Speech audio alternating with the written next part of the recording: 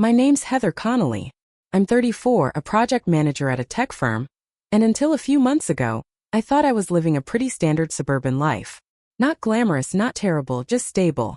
I married Ethan when I was 26. He was charming in that reliable way. Not a poet, not a mind reader, but solid. He knew how to fix a garbage disposal and file taxes. He remembered birthdays and didn't snore much. It was enough. Or at least it used to be. We'd been in our house for 5 years. A modest 2-story place with a trimmed lawn, string lights on the back porch, and a refrigerator calendar filled with shared dentist appointments and HOA reminders. Our life was predictable, clean, and deeply routine, until she moved in next door. The moving truck pulled up on a Sunday morning. I was sipping coffee in the breakfast nook, scrolling through my phone, when I saw her, tall, tan, swinging a long ponytail and barking cheerful instructions at 2 exhausted movers. A leggy golden retriever trotted at her heels. She wore tight black leggings and a sleeveless top, and her entire presence screamed yoga studio sponsorship. Her name, I later learned, was Savannah. She was 30, single, worked remotely in branding, bright voice, big eyes. She made almond flour muffins and walked her dog 3 times a day in perfectly coordinated athleisure. Ethan watched her like she was a weather event. First, it was innocent enough. She brought over a plate of brownies to introduce herself. Ethan opened the door, and I swear I could feel the hormonal shift in the air. "Oh wow," he said with a surprised smile I hadn't seen in years. "This is just a hi, nice to meet you thing," Savannah said. "I'm the new neighbor. Don't worry, I bribe people with sugar." I took the plate, thanked her, and shut the door slowly, deliberately. Ethan watched her go with a little too much interest. That was the beginning. The shift was subtle at first. Ethan started helping her, carrying bags, lending tools, offering lawn care advice he never used on our own damn yard. He laughed louder when she was around, pulled his shoulders back, started brushing his hair a different way. Then came the clothes. New shirts, fitted ones. A gym membership. Suddenly he cared about protein shakes and started doing push-ups in the garage. He started leaving the house for evening runs. Evening runs? He hated running. "I'm just trying to be healthier," he said when I raised an eyebrow. I replied, stirring my tea. "I'm not dumb. I know what flirtation looks like. I know what emotional distance feels like. And most of all, I know what a man looks like when he thinks he's getting away with something." So I smiled. I nodded. I played dumb. Because if there's one thing I've learned, and trust me, I've learned, it's this. You don't interrupt a man when he's walking into his own trap. You hand him the map and let him enjoy the journey. Savannah was everywhere suddenly. She waved at him in the mornings. Left her garbage bins just a little too close to our driveway. Accidentally knocked on our door to ask if we had an extra can opener. One night, I came home to find her in our kitchen holding a bottle of wine. "Oh, Ethan invited me over for a glass," she said with a twinkle in her eye. "You don't mind, right?" I smiled so hard my cheeks ached. "Of course not," I said, walking past her to pour my own glass. That night, I stood at the kitchen sink, watching them on the back porch, bathed in string lights. They sat too close. She laughed too hard. His knee touched hers and didn't move. I didn't say a word. Instead, I got to work. I wasn't going to cry. I wasn't going to yell or beg or shame. That wasn't my style. And besides, it's not nearly as effective as silence and precision. I started by backing up every piece of digital evidence I could get my hands on. Shared passwords, bank accounts, calendars, emails. I set up notifications on all joint financial accounts. I started taking screenshots. I paid attention. Every time he came home late, every text he smirked at, every little excuse, I logged it. Then I called a lawyer. Not because I was filing anything yet. Just to be prepared. I wanted to know what I was entitled to. I wanted to make sure every I was dotted, every T crossed. Turns out the house? In my name only, purchased before the marriage. The car? Mine too. The savings? Mostly contributed by me. Ethan, for all his smug posturing, had no idea he was playing chess against someone who'd already won. Still, I kept playing the role. I even leaned in harder. "Savannah's so sweet, isn't she?" I said one night, passing him his beer as he scrolled his phone. "She seems lonely. You should check in on her sometime." He glanced up, cautious, confused. "You think?" "Totally. She's got that bubbly energy. You two get along really well." He blinked. Then, and this is the best part, he smiled. Like he'd just gotten away with it. That smile told me everything I needed to know. He believed I was clueless, that he was smarter, that he was winning. It was adorable. A week later, he started hiding his phone, took it with him to the bathroom, set it face down during dinner, kept his volume off. I started going to bed earlier, leaving him on the couch with his sports recap videos, which I knew damn well were FaceTime calls with Savannah. I even walked in on one once. "Oh hey baby," I said casually. "Who you talking to?" He jolted like I tasered him. "And no one. Just watching YouTube." "Cool," I said and went to brush my teeth. I could hear the tension in his shoulders from across the room. What Ethan didn't realize was this. He wasn't the first man to underestimate me. He was just the last one who'd ever get to. And Savannah? She wasn't a homewrecker. She was just a tool, one I would use carefully, deliberately, and with zero guilt. I didn't hate her. I didn't feel threatened by her. I pitied her. She had no idea she'd become the reason Ethan would lose everything. And that made me sleep better than I had in years. You don't need to scream to be heard. That's the first rule of revenge. Quiet is louder. The trick is in the patience. Let them get comfortable. Let them think you're weak, naive, checked out. Let them build their little fantasy in front of you, brick by brick. Then, when they finally lean back to admire it, that's when you pull the bottom out. That's exactly what I was doing. It had been 6 weeks since Savannah moved in. Ethan was practically glowing now, a new man. He started going to the gym, wore cologne he hadn't touched since our honeymoon, got a new haircut, too trendy for a married man who always claimed to be low maintenance. At home he was polite, not warm, not cold, just performing. He kept up the illusion of our life together, dinner, chores, the occasional movie night, like he was holding up a set piece. But behind his eyes I saw it. Distance. Guilt turned resentment. That simmering frustration cheaters get when you don't give them a reason to leave. They start wanting to blame you, but you're just being perfect. It drives them insane. I made sure of it. One night we were making dinner, pasta and salad, and I casually said, "You should invite Savannah over again. We haven't had wine night in a while." He froze with the salad tongs in hand, trying to read my tone. "You think?" I shrugged. "Yeah, she's fun. And she's probably bored out of her mind living alone." Ethan tilted his head, studying me. "You're okay with that?" I looked him dead in the eye and said, "Why wouldn't I be?" That evening, Savannah came over with a bottle of Pinot Grigio and a smug little smile that said, "I win." She wore a silk camisole and jeans tight enough to threaten seams. Ethan opened the door for her like he was auditioning for The Bachelor.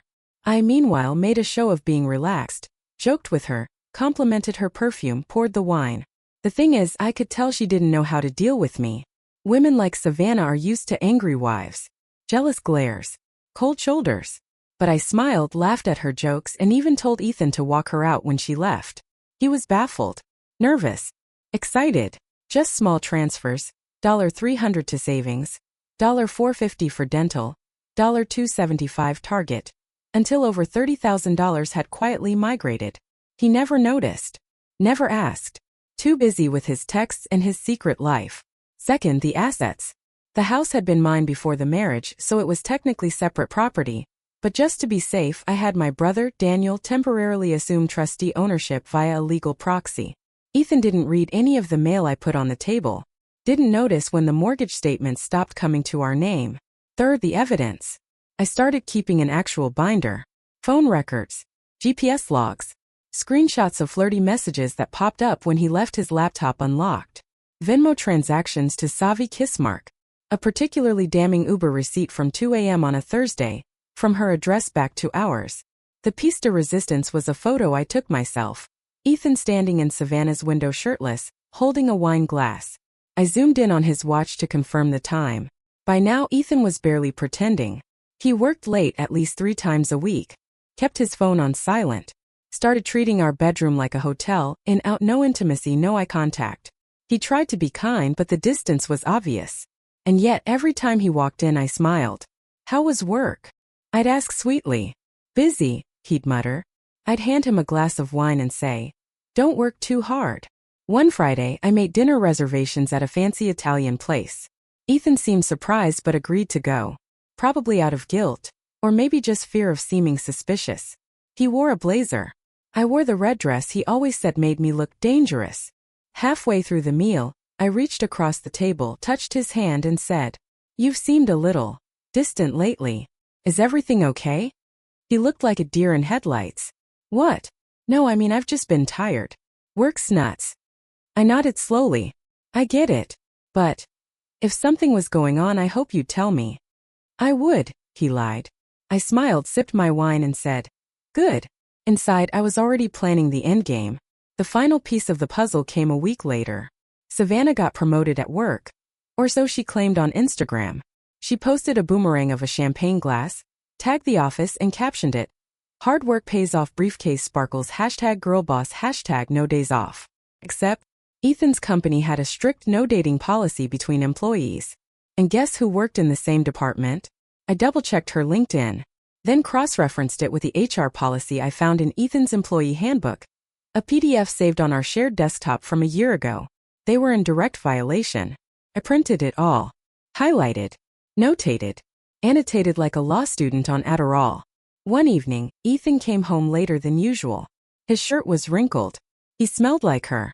I was sitting on the couch, legs crossed, calm. He sat down beside me and said nothing. "You look happy," I said. He gave me a sideways glance. "Do I?" "You do. I'm glad." He blinked, unsure what to say.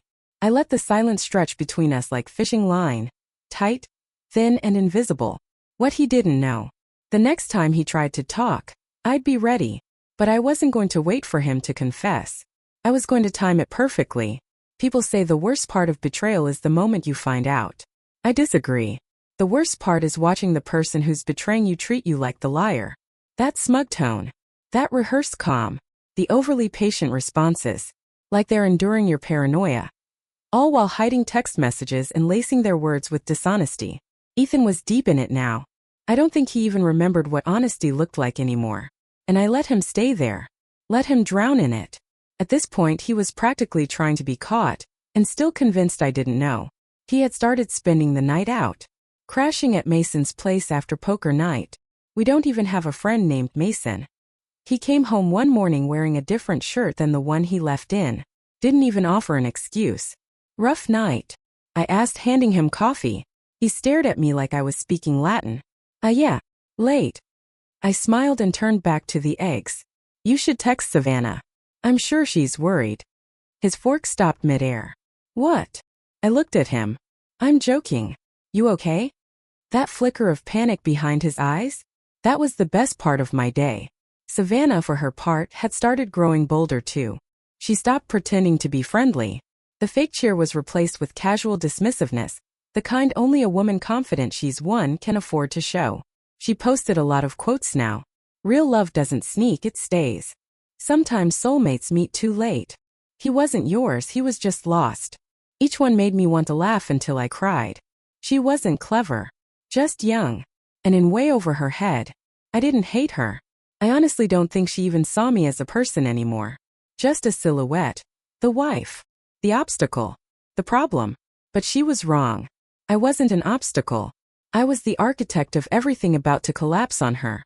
About 2 months into the affair, Ethan finally slipped up hard.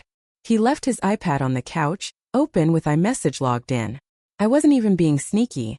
I picked it up to move it and saw a whole thread. "Savannah Orange Heart. I keep thinking about last night.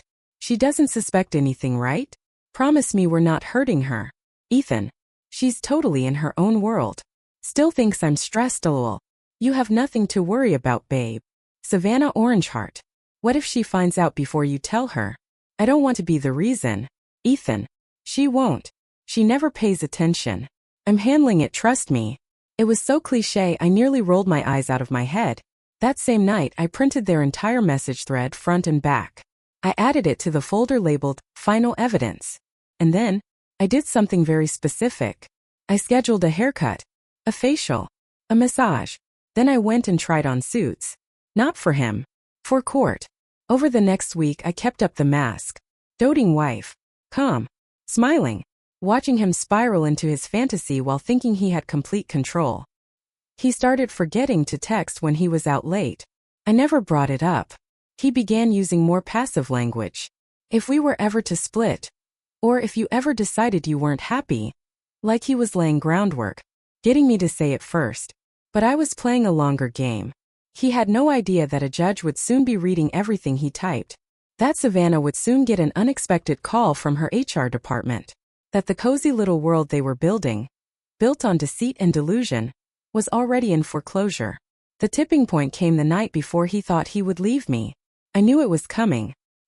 He'd been acting increasingly distant but serene. The guilt had evolved into resolve. I'd seen this before, when a cheater finally convinces himself that he's the victim, that he deserves happiness no matter the cost, that you were holding him back. He came home early, bought takeout, lit a candle at dinner. It was the most romantic he'd been in 6 months. "You seem relaxed," I said, sipping wine. He smiled, soft and strange. "Yeah, I've just been doing a lot of thinking." "Oh yeah." He hesitated. "Just life. What makes us happy? What we need." "You sound like a podcast," I teased. He laughed, almost touched my hand, then didn't. "I guess I just realized some things need to change. Doesn't mean I don't care." I nodded slowly, locking eyes with him. "I totally understand." He looked relieved, almost hopeful. He thought I was finally ready to accept it. He had no idea I'd already spoken to a divorce attorney, already prepared the financial disclosures, already notarized the proxy ownership transfer, already had full custody of the house, car, accounts. He had no clue he was about to walk straight into the burn pile. The next day, he came home mid-afternoon. I was in the kitchen, folding towels at the island. He walked in with a cautious sort of energy, like someone bracing for turbulence. "Hey," he said. I turned, smiling. "Hey you. We need to talk." There it is, I thought. "Sure," I said. He stood across from me, fidgeting with the keys in his hand. "I've been thinking about this for a while," he began. "And I want to be honest with you finally." I kept folding. "That's good. Honesty is important. I think we've outgrown each other. We want different things. And I think maybe we both deserve to be happy, even if it's not with each other." "Interesting," I said softly. "I'm not blaming you," he continued. I think it's time we talked about separation. Maybe divorce." I didn't respond immediately. Instead, I walked to the drawer near the fridge, pulled out the folder, the thick one with color-coded tabs and highlights, and set it on the counter. "What's this?" he asked, blinking. I flipped it open to the first tab, text messages, then photos, then company policy violations, then legal notices. He stared in silence. I met his gaze, calm and cold. "It's everything you've been trying to hide, along with the consequences." "Wait," he stammered. "You're free to go, Ethan. But you're not walking away with what you think." He opened his mouth, closed it, looked down at the evidence. "How long have you?" "Since the day she moved in." His voice cracked. "You knew the whole time?" I leaned in. "Of course I did." He stood in the kitchen, holding the folder like it might catch fire in his hands. I watched the gears spin behind his eyes, every little failed calculation unraveling at once. The plan, the fantasy, the lie he'd curated so carefully. It all started to slide through his fingers like wet sand. "You set me up," he said. I raised an eyebrow. "I let you set yourself up." He flipped through the tabs like they might disappear if he read fast enough. Texts with Savannah. Screenshots of his late-night check-ins. Photos of him on her porch. Even a candid little shot of him through the blinds, holding a wine glass in her kitchen, wearing my old hoodie. "You were spying on me," he muttered. I shrugged. "No. I was documenting. There's a difference." He tried to shift the energy, raise his voice, find the moral high ground. "This is insane, Heather. What were you doing, playing detective while I was cheating?" I said, calmly finishing his sentence. "Sleeping with the neighbor who works at your company while hiding it from your spouse?" "Yes. While you were doing that, I was protecting myself." He fell silent. There was nothing left to spin. The next few hours blurred. He tried to talk, rationalize, apologize. He even cried a little, like the gravity of it all finally landed. Not the guilt, but the consequences. I didn't say much. Just told him to pack an overnight bag. That the rest of his things would be boxed and sent to a storage unit. That my lawyer would be in touch within 48 hours. "You can't kick me out of the house," he said, desperate, shaking his head. I gave a soft, slow smile. "Actually, I can. The deed's in my name. It's separate property." You signed the postnup. And the trust proxy is under my brother's name now, just in case you got any clever ideas. He blinked like someone just hit him with a brick. And don't bother checking the joint accounts, I added. They're empty. He left without saying goodbye. I sat at the kitchen island, poured myself a glass of wine, and exhaled for what felt like the first time in months. There was no dramatic closure, no shouting match. Just the precise silence of someone winning without needing to gloat. But I wasn't finished yet. Because Ethan wasn't the only one who'd crossed a line. Savannah. Little Miss Soulmates at the wrong time. She'd gone quiet on social media since the last Good Morning Kiss Mark post 2 days ago. A mirror selfie with Ethan's tattooed arm in the background. I gave her 2 more days. Let her believe she'd finally won. Let them settle into their new arrangement. Let them get comfortable. Then I made the call. Not to Savannah. To Ethan's company's HR department. I introduced myself politely. Gave them my name. Clarified my relationship to an employee of theirs.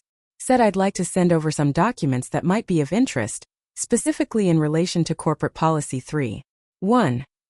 4 on intradepartmental romantic relationships and non-disclosure violations. The woman on the phone sounded stiff. Professional. She thanked me.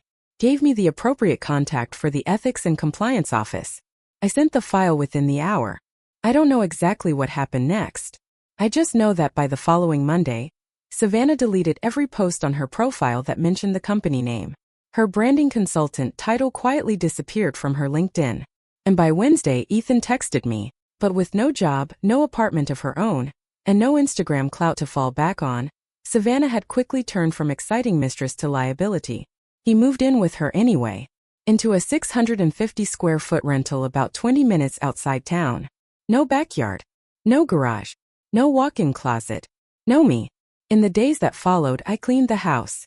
Not like I was tidying up, I purged. I stripped it of anything that smelled like him.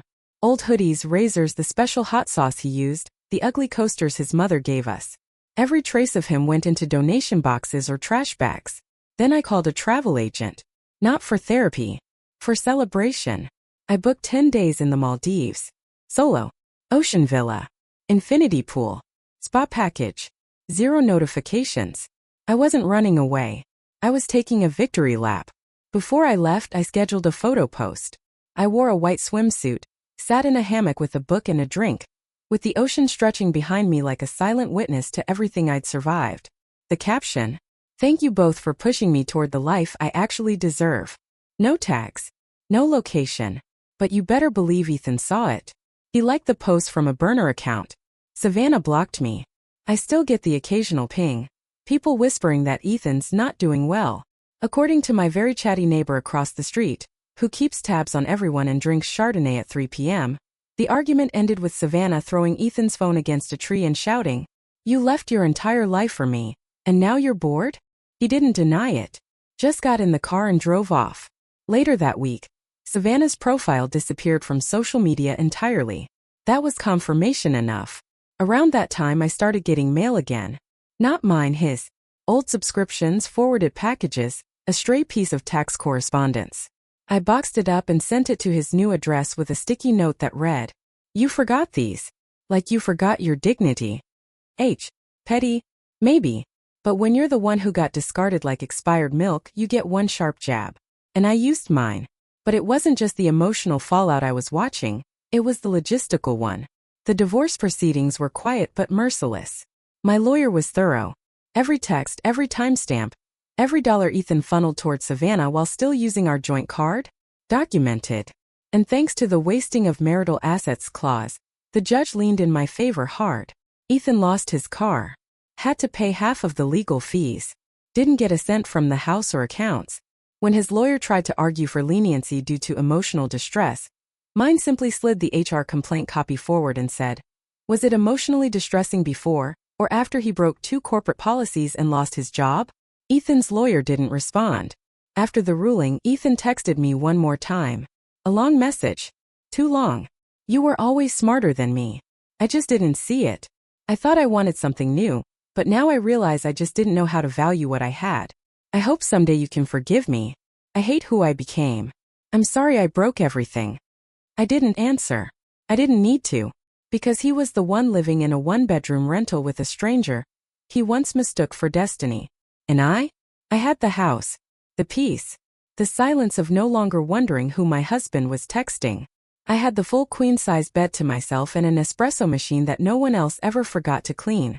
And on Fridays I drank wine on the porch with a view of Savannah's old driveway, now empty. Rock bottom isn't always dramatic. It's not always sirens, arrests, or someone drunk on the lawn screaming apologies. Sometimes it's quieter, slow, pathetic. Like watching an old building sag in the middle until it finally caves in. Ethan's collapse came that way. And I didn't rush to see it. I let it arrive naturally. After the court settlement finalized, I stopped hearing from him for a few weeks. No texts. No emails. Nothing but silence and the occasional third-hand update from someone in the neighborhood or one of his old co-workers who hadn't fully chosen a side yet. That silence was loud. And intentional. He was licking wounds. But wounds left by one's own teeth take longer to heal. Savannah was gone by then. Not gone like ghosted social media. Gone as in packed up and moved out. Apparently, she left one morning while Ethan was at a job interview. Left the keys on the counter, the closet half open, 2 cabinets still full of her Trader Joe's clean girl pantry snacks. No note. No goodbye. Just gone. I heard through Chelsea, his sister, that she moved to Austin. Got some freelance gig with a boutique wellness startup. Started fresh. New town, new face. No mention of the man she'd once called her soulmate. Ethan didn't take it well. According to Chelsea, he spent 2 weeks not showing up to work. Well, the part-time temp job he had after being fired from his corporate position. The HR scandal had left a shadow over him that even a name change couldn't erase. He stopped shaving. Started drinking. And sometime in week 3, he moved back into his parents' basement. No car. No girlfriend. Just a mattress on the floor and a Facebook profile he hadn't updated since 2023. The thing is, I didn't enjoy it the way I thought I might. I didn't laugh. I didn't throw a party. Because revenge, true revenge, doesn't need a witness. It just needs results. And I had mine. So I kept living. I started going to therapy, but not for healing. For clarity. I wanted to understand how I'd ended up married to someone like him. Not to blame myself, but to make sure I'd never ignore my instincts again. Because that first week Savannah moved in. When Ethan looked at her like she was Christmas morning. I felt it. In my gut. I knew. And I'll never ignore that feeling again. Around that time I joined a wine club. Started hiking again. Took a photography class. Binge-watched dumb crime shows without anyone sighing that I only like murder TV. One night I went to dinner with my friends. All women who'd stood by me through the whole thing. Over cocktails, they asked if I'd seen Ethan recently. I shrugged. Not in person. But I get the occasional update. And that's when one of them, Claire, my oldest friend, leaned in and said, "You won, Heather. You really won." I smiled. Not a smug one. A real one. Because she was right. Not just legally. Not financially. I'd won the best prize of all, freedom. Freedom from looking over my shoulder. Freedom from pretending everything was fine. Freedom from a marriage that had been quietly starving me for years. Then came the strange part. About 2 months after the divorce was final, I got a letter. Not an email. Not a text. An actual handwritten letter. Addressed in his handwriting. No return address, but I recognized it immediately. We used to leave sticky notes in the pantry like that, back when we thought marriage was made of inside jokes and grocery lists. I almost didn't open it. But I did. It read, "Heather, I don't know why I'm writing this, other than the fact that I don't really know how to say things anymore. I've ruined a lot. Probably more than I even realize. I won't try to fix it, I know I can't. I just wanted to say that I miss you in ways I didn't understand when I was with you. Not just the meals and the house and the life. I miss the peace you brought to me, the safety. I thought excitement was more important. Turns out excitement burns out fast. But peace? That stays. And I destroyed mine. I hope you find everything I couldn't give you. And I hope someday you think of me without hate. Ethan." I folded it and put it in the back of my filing cabinet. Not to keep it. Just to end it. Later that night, I lit a candle, poured myself a glass of red, and opened my laptop. I booked another solo trip, this time to Edinburgh. Fog cobblestone bookstores. No string lights. No shared toothbrush holder. Just me. I posted a photo again. Me standing on Victoria Street, wind in my hair, Scarf wrapped around my neck like armor. Caption: peace isn't found. It's chosen. And I choose it every damn day. No likes from burner accounts this time. No comments from mutuals. Just quiet. Just freedom. Closure doesn't come with confetti. It doesn't announce itself with fireworks or show up in a gift-wrapped box that says, "You're finally healed." No. It comes in smaller moments. Like making coffee in the morning and realizing you didn't think about them once. Or folding laundry while your favorite song plays. The one that used to belong to you both. And not feeling a single crack in your chest. By the time fall rolled around, I was there. I didn't feel victorious. I just felt clean. It had been 4 months since the divorce was finalized. 3 since Ethan's handwritten letter. 2 since Savannah skipped town and his whole little fantasy burned down to ash. And in that time I learned something that surprised me. I didn't miss him. Not even the version I used to love. I just missed the version of me who still believed people couldn't be that careless with your heart. But that version of me was gone. And in her place? Someone much smarter. Much calmer. And absolutely done apologizing for being sharp when I needed to be. My life was beautiful now. Not glamorous. Not cinematic. But mine. My mornings were quiet. My home was light. No more shadows of someone else's anxiety floating through the kitchen. I started keeping a journal. Not for trauma dumping, just observations. Details. Gratitude. One entry dated October 2nd. Read. Today I changed a light bulb by myself and felt weirdly proud. Not because I didn't know how before, but because now I don't wait for someone else to do it. I don't wait for anyone anymore. There was freedom in the smallest things now. Then the universe tossed me one last test. It was the second weekend of October, crisp weather, scarves, cider stands. I was in the local bookstore downtown, flipping through a photography book on abandoned train stations, haunting and oddly poetic, when I heard it. A voice I hadn't heard in nearly 6 months. Heather. I turned, and there he was. Ethan. Thinner. Paler. Wearing a jacket that didn't fit quite right, like he hadn't bothered to buy anything new in ages. He looked like someone who used to be confident. Used to walk into a room thinking everyone owed him space. Now, he looked like he was hoping no one noticed him. I held his gaze. Calm. Grounded. Hey. He offered a weak smile. Didn't think I'd see you here. I live here, I said. You used to too. He winced slightly. Yeah, I guess I deserve that. We stood there for a second, surrounded by shelves of forgotten paperbacks and the low hum of acoustic music. You look good, he said. I nodded. I feel good. He shifted. I'm glad. There was a pause, the kind of silence that used to live between us when we fought over whose turn it was to clean the fridge. I read your caption. The one in Scotland, he added. Of course he did. Peace, I said. It's real. Not just a caption. He looked down at the floor. I wouldn't know. I tilted my head. You could.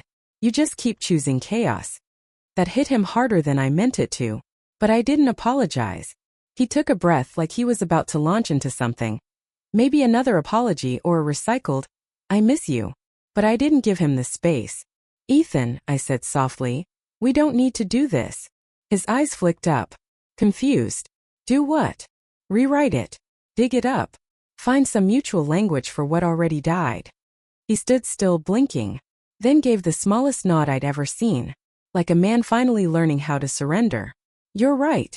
I closed the book I'd been holding and tucked it under my arm. Take care of yourself. And then I walked past him without looking back. No drama. No cinematic swelling of strings. Just a woman who no longer had anything to prove. Outside, the wind caught my scarf, tugging it gently like a whisper. I paused at the corner, glanced up at the gray sky and realized, for the first time in years, I didn't feel followed by a shadow. He was just a person now. One of many mistakes I'd outgrown.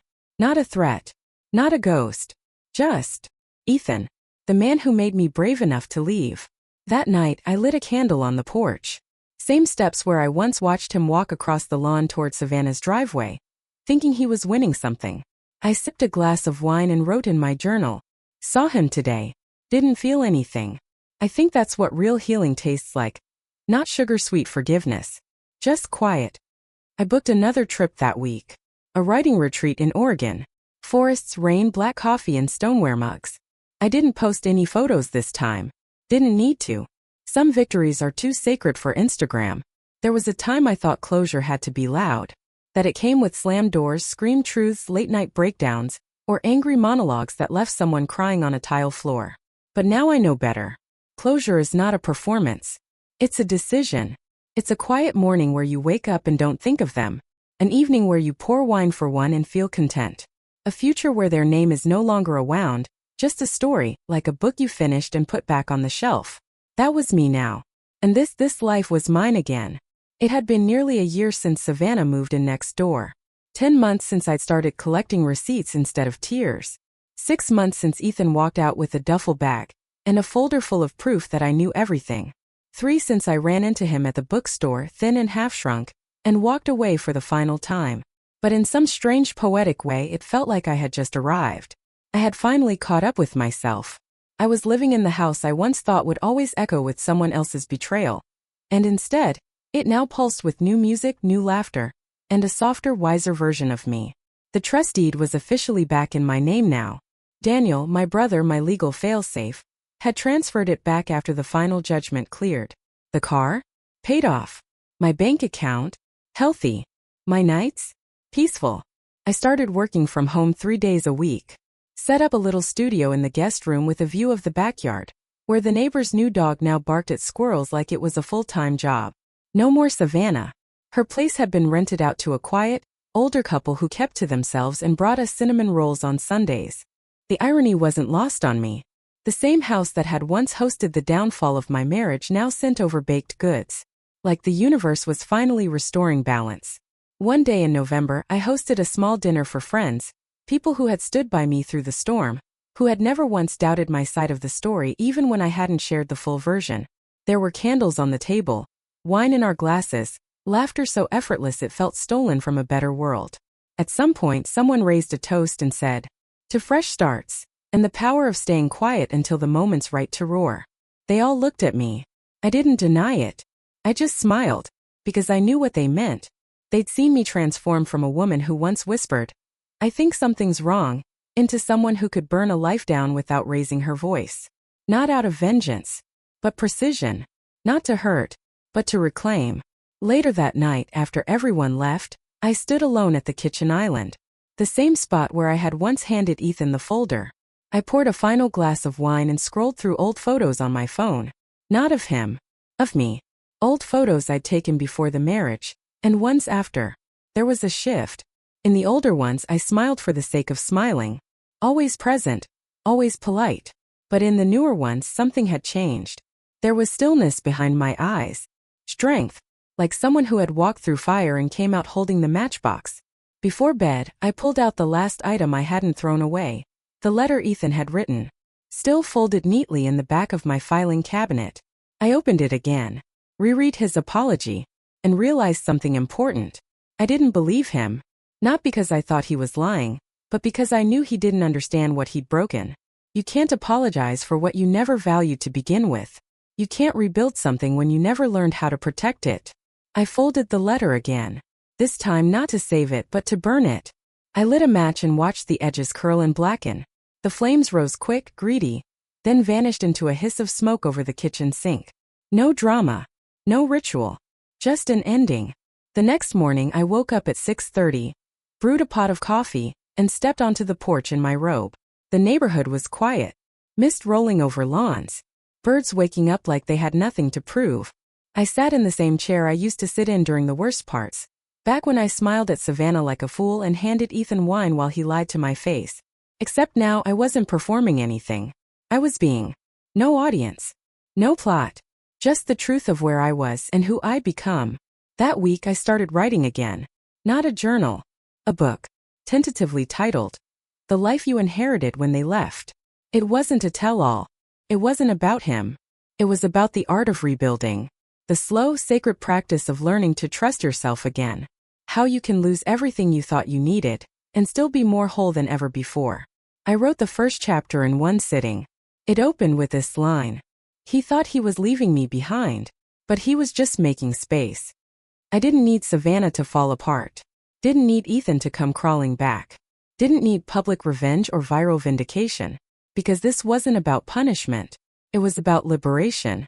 And when you finally get free, you don't look back. Epilogue. 3 months later, I took another trip.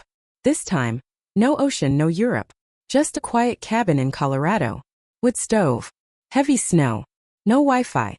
I spent a week in solitude, finishing my manuscript. In the final paragraph I wrote, "They don't always know what they're breaking. And that's okay. Sometimes the wreckage becomes the foundation.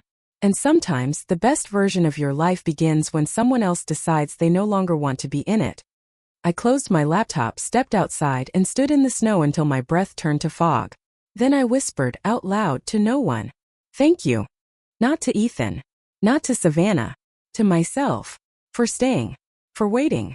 For surviving long enough to tell the story my way.